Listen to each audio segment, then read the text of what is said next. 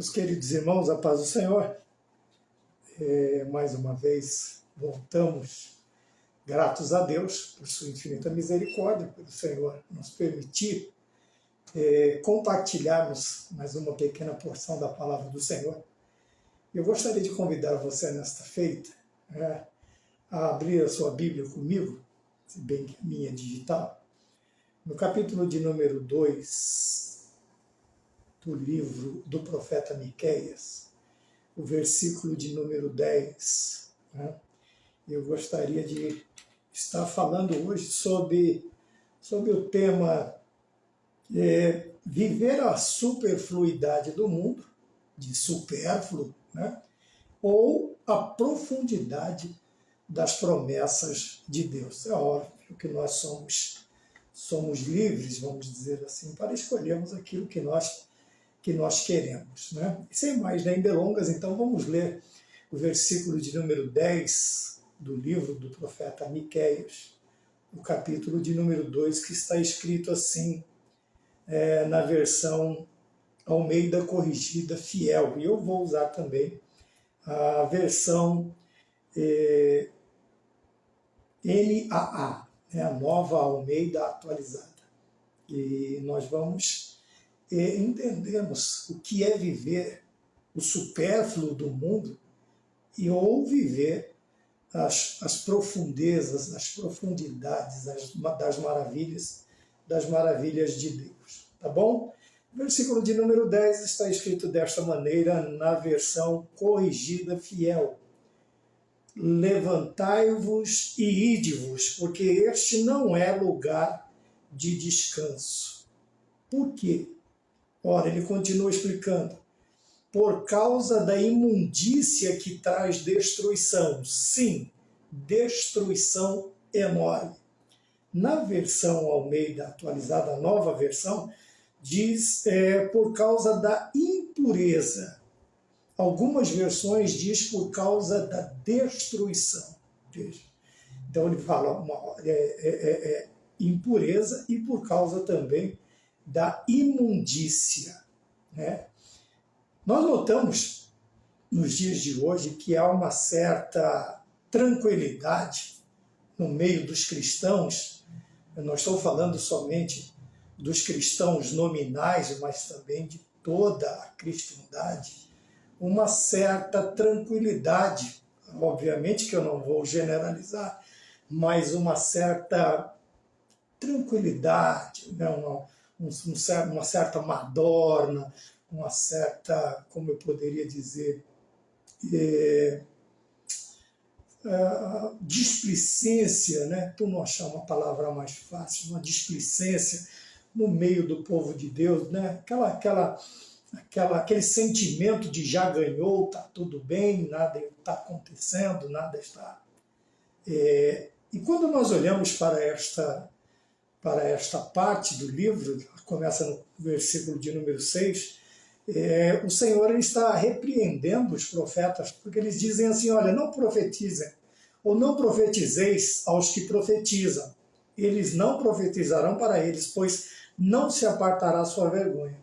Ó vós que sois chamados casa de Jacó, porventura encurtou-se o Espírito do Senhor? São estas as suas obras? E não é assim que fazem bem as minhas palavras aos que andam retamente?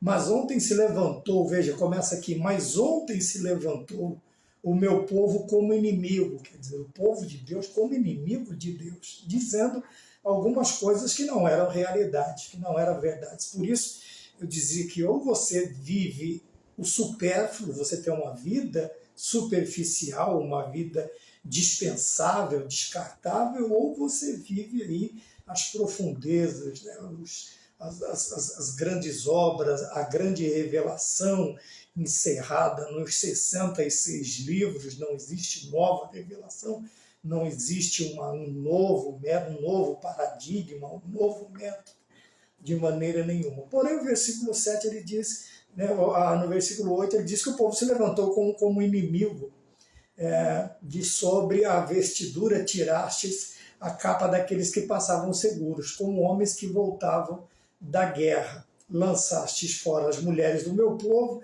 da casa de suas delícias, das suas crianças, tirastes para sempre a minha glória. Levantai-vos e ide-vos, porque não é este não é lugar de descanso, por causa da imundícia que traz destruição. Sim, destruição enorme. Se houver alguém que andando com espírito de falsidade, mentir, dizendo, eu te profetizarei sobre o vinho e a bebida forte, será esse tal o profeta deste povo.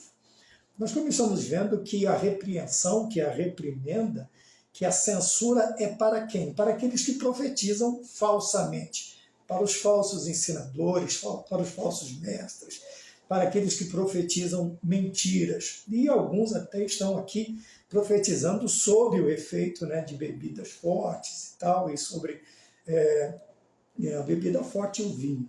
Então, a repreensão neste caso aqui. Por quê? Obviamente, uma passagem bíblica diz assim, que não havendo profecias, o povo se corrompe. Eu não estou falando do dom de profetizar. Aqui ele fala, não havendo palavra, pregação, ensino, vaticínio, pregação, não havendo um ensino sistemático, um ensino ortodoxo da palavra de Deus, obviamente o povo vai se corromper. Por quê? Porque não há por onde o povo se nortear, tá? Não tem como o povo se comportar, vamos dizer assim, se manter incólume quanto às ações do mundo contra ele, se ele não tiver quem o ensine, quem pregue, mas com sabedoria, com discernimento, com propriedade, com conhecimento, vamos dizer, de causa,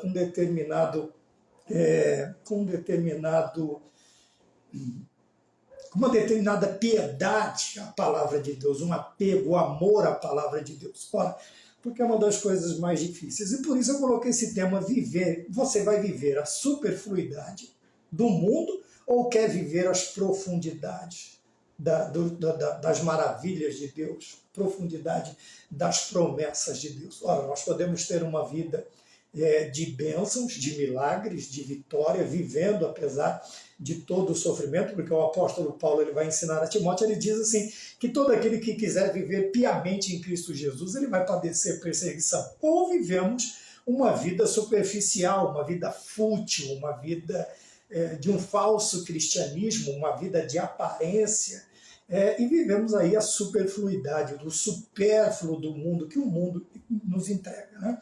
Mas o profeta Miqueias, ele convoca o povo, no versículo 10, a se levantar e ir embora daquele lugar, né? E ele dá uma razão para sair daquele lugar, né? Não vamos colocar aqui como, eu gostaria de não colocar como um lugar geográfico, mas um lugar espiritual. Daqui a pouco eu continuo explicando. Então vejam bem, ele diz assim, ide levantar. Por quê? Por causa da imundícia, né? Numa versão ele diz por causa da imundícia e na outra versão ele diz por causa da impureza. O importante é o convite do profeta a que o povo se levantasse, se colocasse de pé, à disposição, tomasse ânimo, né? Se levantar é ter ânimo, estar de pé, ter ânimo, ter vontade, e sair daquele lugar. Por quê? Por causa da destruição. E antes disso ele diz, porque não é lugar de descanso. Por isso eu disse no início que alguns de nós estão vivendo confortadamente, regaladamente, estão vivendo de uma maneira assim como se estivesse tudo bem, como se fosse normal viver no mundo, né? Nos esquecemos que somos meros peregrinos, que somos meros passageiros desta terra. Aqui não é o nosso, nós vamos ver isso mais adiante. Ele diz, não é lugar de descanso. Por quê? Porque, vejam bem, viver a superfluidade, a futilidade do mundo, a superficialidade do mundo, é viver coisas dispensáveis, coisas descartáveis. É uma vida descartável, é uma vida que não tem razão de ser. Viver o supérfluo, né? Podemos comparar assim, você vai ao mercado todo mês, você tem o preço da cesta básica. Então o que seria o básico? Seria o alimento, o arroz, o feijão, né? O macarrão, o açúcar, o sal. Isso é o básico, é o que você precisa para sobreviver. O que seria o supérfluo? O que sai do básico? O que sai do básico? Uma guloseima. Obviamente, quem tem crianças tem que comprar, precisa, deixe de trazer para você, desde que não seja o vital, o básico, mas aquilo que vai atender a sua necessidade, o seu gosto, para trazer à sua criança ou alguém que esteja vivendo, que seja a sua família. Mas existem coisas que são supérfluas, a pessoa deixa de comprar o básico. Eu já vi histórias a respeito daquele cilindro nicotinoso, né? A pessoa deixar de comprar uma guloseima para uma criança, um biscoito, né? Porque lá bolacha é outra coisa, um biscoito recheado que a criança quer, para comprar aí 20 cilindros nicotinosos para satisfazer o seu vício e deixar de comprar para ele. Quer dizer, ele deixou outro, conta uma outra história, seja um conteúdo etílico, seja um conteúdo nicotinoso, às vezes não chega tanto, mas muitas vezes nós deixamos de suprir a nossa vida do básico para suprir a nossa vida do supérfluo, do fútil, do desnecessário, do descartável, daquilo que nós não precisamos, daquilo que não tem tamanha necessidade ou urgência. Então nós podemos destacar, diferenciar o supérfluo do básico desta maneira. O que é a cesta básica? Está lá o rol, a relação do básico, arroz, feijão, tal, uma mistura. Isso é o básico. O supérfluo seriam as guloseimas, seriam as coisas que nós praticamente não necessitamos, vamos dizer assim, para sobreviver. E eu coloquei esse tema, por quê? Porque nós temos visto hoje em dia as pessoas, agora eu quero tirar o lugar geográfico, eu quero tirar o básico, que seria material, e trazer o lugar espiritual e o vital espiritual para a nossa vida, o que é de vital importância para a nossa vida. O profeta, ele conclama o povo a se levantar e ir embora. Por quê? Por causa da destruição. Por causa da destruição que destrói, ele diz sim, destrói grandemente. Porém, as pessoas estavam aqui vivendo de maneira fútil, né? Uma maneira dispensável, uma maneira vivendo de uma maneira que não era aquilo que Deus queria para eles. E o profeta, ele dá essa razão, porque aqui não é lugar de descanso. Lugar aqui que eu digo para nós é o mundo, né? O seu sistema, a sua maneira, a sua regência, a sua conduta, as suas morais, porque a terra ruim tem moral ruim, tem moral duvidosa, tem caráter ruim, tem caráter duvidoso. Nem sempre quando nós falamos de caráter, nós estamos falando de coisa boa. Existem os mau caráteres, vamos dizer assim, as más índoles, as coisas que fazem mal, as coisas que fazem mal. E é o que o profeta está dizendo. Vocês precisam sair daqui, vocês precisam se levantar. E quantas vezes, irmãos, nós vemos pessoas prostradas, estagnadas, paradas, imóveis, por causa da situação que nós vivemos. Então vejam bem, por que não é um lugar de descanso? Eu não gostaria de me estender muito, mas por que não é um lugar de descanso? Primeiramente, eu gostaria de falar que, apesar de algumas situações, que eu chamei aqui de aparente, apesar de algumas situações, aqui não é lugar de descanso. Aqui não é para o cristão se conformar, não é para o cristão estabelecer-se, não é para o cristão se esquecer de quem ele é, onde ele está e para onde ele pretende ir, para onde ele foi convidado, chamado para ir, para estar. Então vejam bem, por que aqui não é lugar de descanso? Primeiro eu coloquei por causa da aparente comodidade. As pessoas estão vivendo assim comodamente, sossegadamente, alguns regaladamente, outros nem tanto, mas acostumaram-se a viver ao sistema do mundo, acostumaram-se a conviver com esse sistema pecaminoso, com esse sistema nocivo para as nossas vidas, e aonde nós precisamos nos preocupar.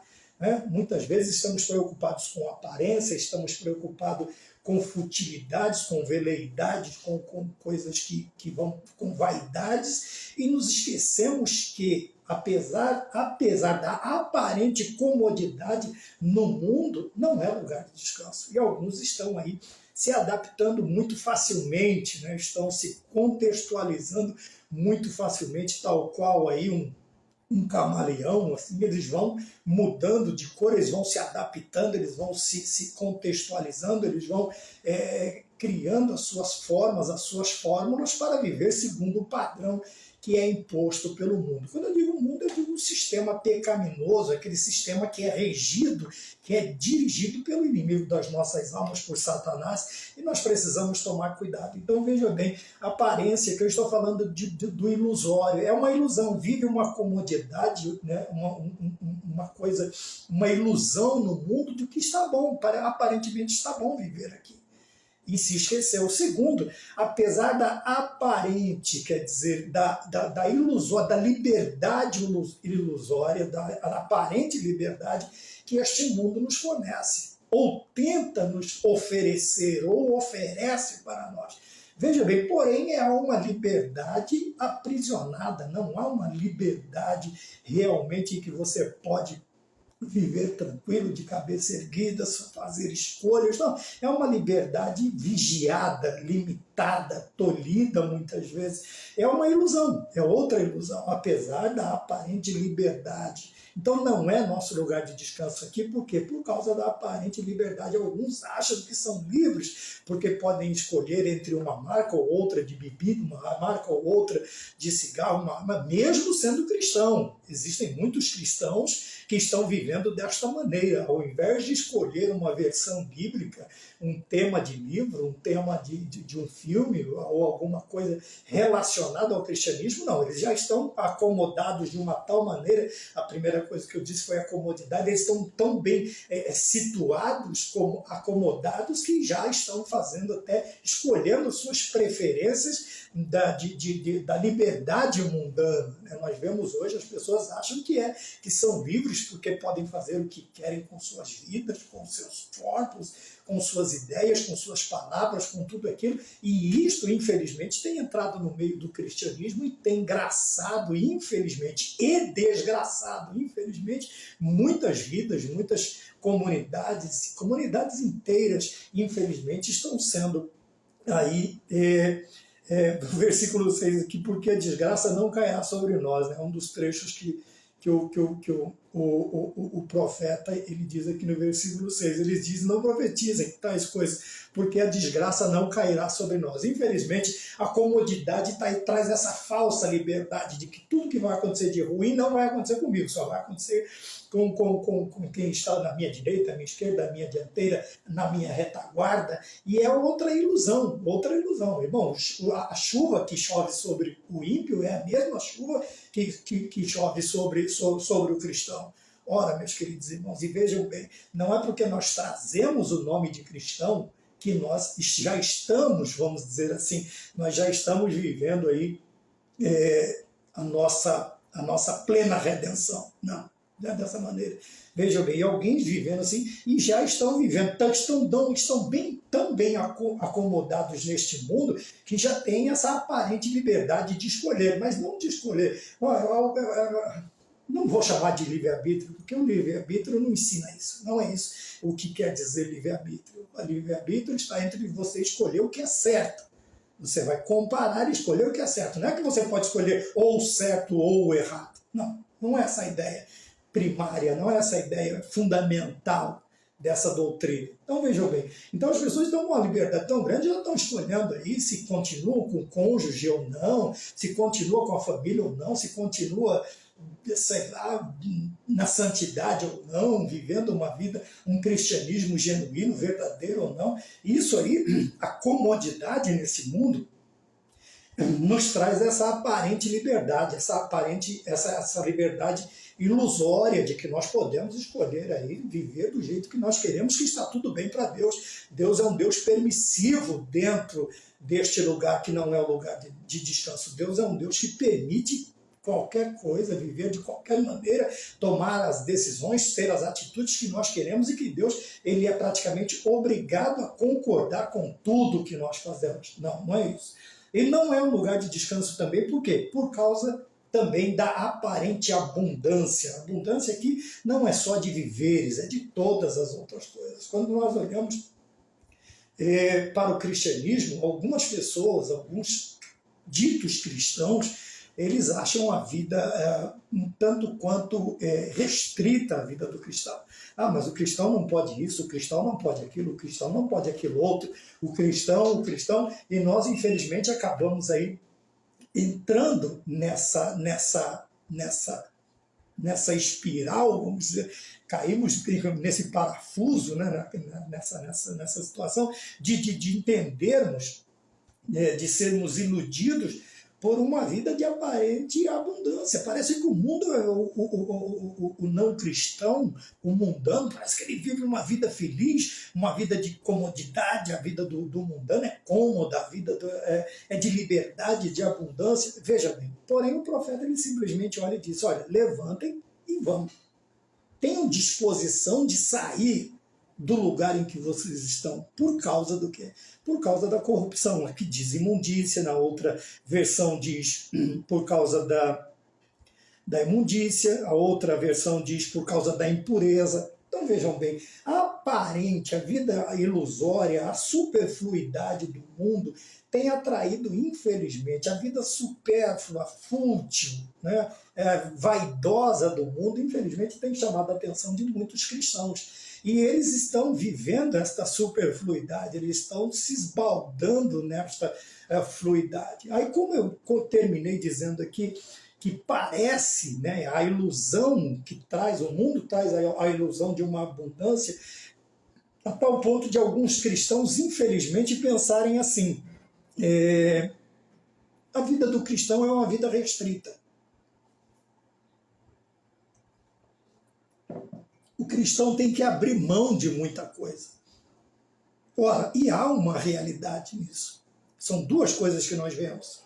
É verdade e é bom que façamos isso.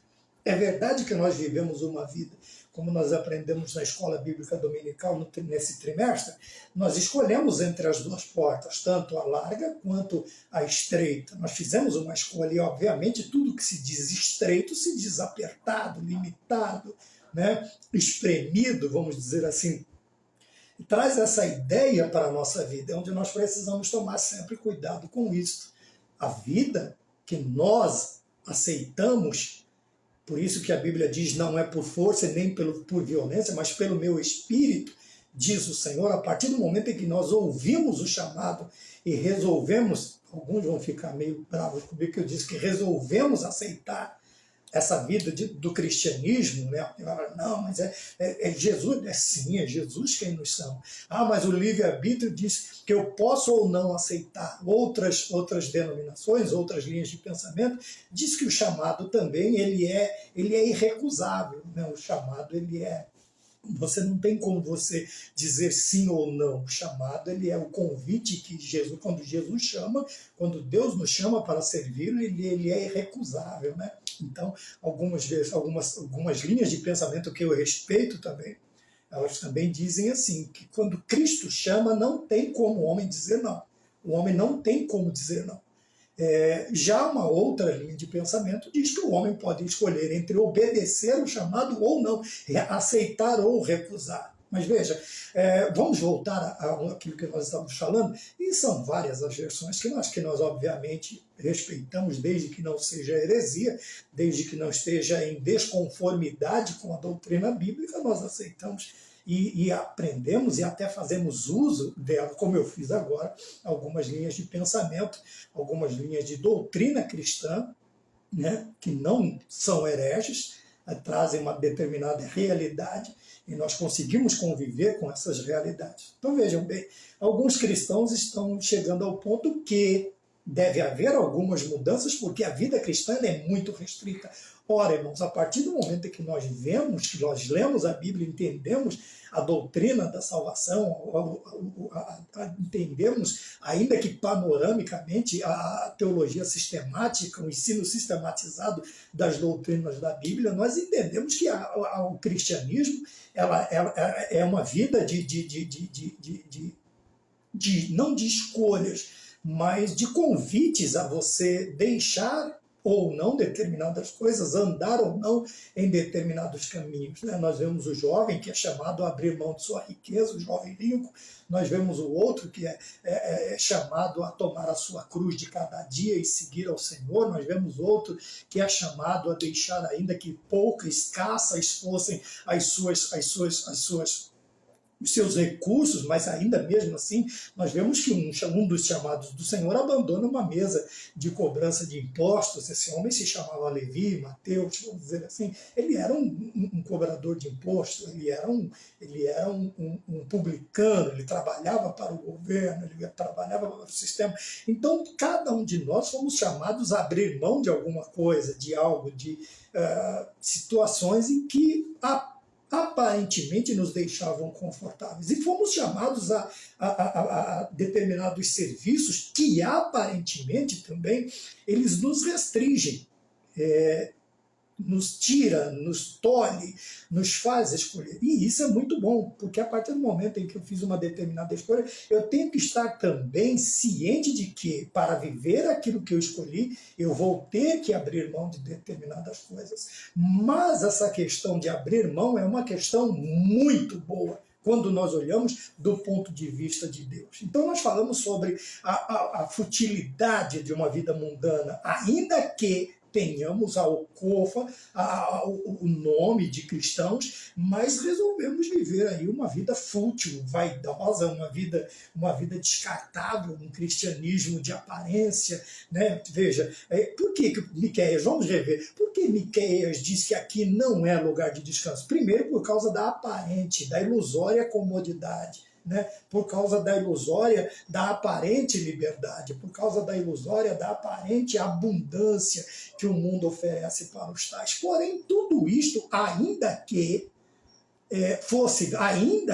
fosse verdade, como diz o espanhol, aunque fosse, né, uma realidade, ainda que fosse uma realidade, ela é limitada. Por quê? Se limita a este período de vida, vamos chamar assim. Obviamente, aqui, por mais que alcancemos uma longevidade, 100, 120, alguns, né, contam aí algumas idades que às vezes parecem exorbitantes, mas todas elas têm um ponto final. Toda vida na Terra tem um ocaso. É por isso que nós temos a distinção entre a vida terrenal, entre a vida terrena, a nossa vida física, e a vida eterna, que é a vida, a Bíblia o cristão chama da verdadeira vida, é onde vamos viver de verdade, seja do lado direito, seja do lado esquerdo, vamos pôr nomes mais bonitos, seja na eternidade com Cristo na glória, seja a eternidade sem Cristo no inferno. É aí que está. Quando nós olhamos para estes dois pontos de vista, para estes dois destinos, nós notamos que certas coisas que nós deixamos, ou aparentemente tudo que nós deixamos, ela tem uma razão maravilhosa de ser. Veja, um destino eterno com Cristo, para os que abrem mão, para os que dispensam a superfluidade do mundo, a vaidade do mundo e se apegam às profundezas, às profundidades, às promessas, os milagres, a palavra de Deus, e tem esse destino para aqueles que vivem o mundo e a sua futilidade, a sua vaidade, e infelizmente estarão aí num lugar de terror e de sofrimento eterno. Então nós olhamos. Agora veja bem, Miqueias ele me chama para isso, no versículo 10, para deixar este mundo, porém eu trouxe também algumas coisas. Por que é interessante? Não é que é interessante, é porque vivemos em paz com esta como que eu poderia dizer? com o deixar esses tipos de coisa, com o viver uma vida que aqui talvez ela não seja nem aparente restrição, mas uma restrição verdadeira do que é fútil, do que é vaidoso, do que é dispensável, do que não faz parte do vital, do básico, mas é supérfluo, e para vivermos uma vida ainda que, terrenamente falando, é uma vida restritiva, é uma vida que nos impede de ser. Por isso que Paulo diz, tudo me é lícito, mas nem tudo me convém, tudo me é lícito, mas não vou me deixar dominar por nenhuma delas. Paulo está falando da restrição. Deus criou todas as coisas, mas existem coisas que não são convenientes ao cristão, que não é conveniente ao santo.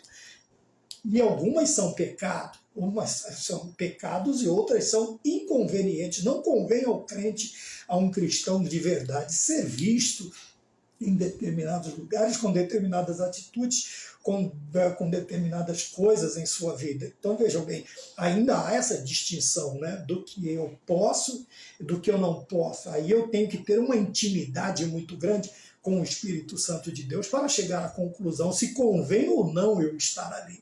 Não precisa ninguém me dizer se eu posso ou não posso. Quem vai me dizer é o quê? É o Espírito Santo de Deus. É Deus, através do seu Espírito Santo, me alertando. Que a Bíblia chama de luta da carne e do Espírito. É a briga constante aí até até o nosso ocaso, seja no arrebatamento da igreja, seja na campa fria, né? O Senhor nos chamar para estar em sua presença através da morte. Nós precisamos sempre tomar cuidado com isso. Mas quando nós comparamos o que nos aguarda, vamos dizer assim, quando nós comparamos o que nos aguarda, quando nós abrimos mão e passamos a viver uma vida, Paulo também vai falar que ele vive, não mais ele, mas Cristo agora está vivendo nele, em Gálatas 2:20, e uma infinidade